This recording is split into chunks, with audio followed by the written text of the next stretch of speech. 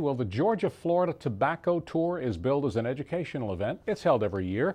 This year, the Farm Monitor's Rick Treptow says growers have used their best management skills to produce a fair crop so far, even under difficult drought conditions. Not a bad way to begin a morning in southeast Georgia for participants on the tour. This is part of the approximately 300 acres that had been irrigated overnight by Pierce County farmer Daniel Johnson.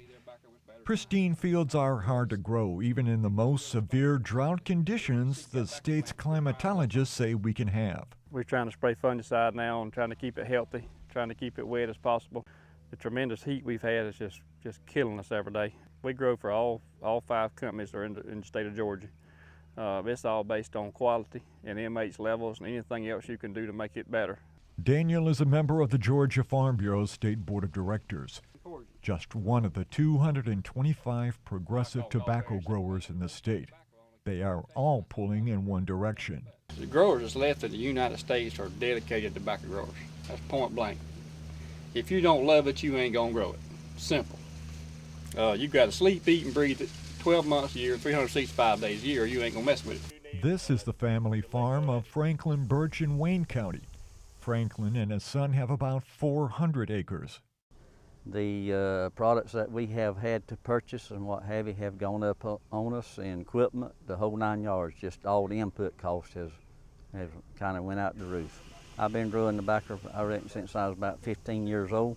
This educational event proved what can be done with good cooperation between the University of Georgia tobacco team and the ag chemical suppliers to help grow the best.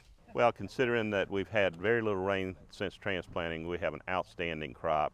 It's fortunate that much of the Georgia crop and Florida crop can be irrigated and is irrigated. And I think that will cause us to have a very high quality, good yielding crop. Rainfall would help us tremendously.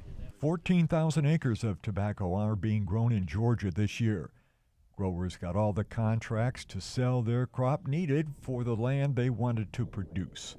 U.S. Growers Direct came into the market and bought tobacco. If we had not had a newcomer come into the market and buy tobacco and had not had some late contracts offered by a company, we expected to really be down in the 9,000 acre range. So this is quite a pleasant surprise for us. In addition to the rains, the tobacco budworm is a major pest. On the farm of Kenneth Williams in Jeff Davis County, the pest control trial showed how much damage is possible. This damage on the leaf is from prior feeding by the tobacco budworm. They typically feed right in the fold of a bud, but if we look back into the new foliage, we can actually find a dead larvae that is fed on the insecticide, so he's finished. We even found some very thriving worms. A trained eye finds them deep in the plant.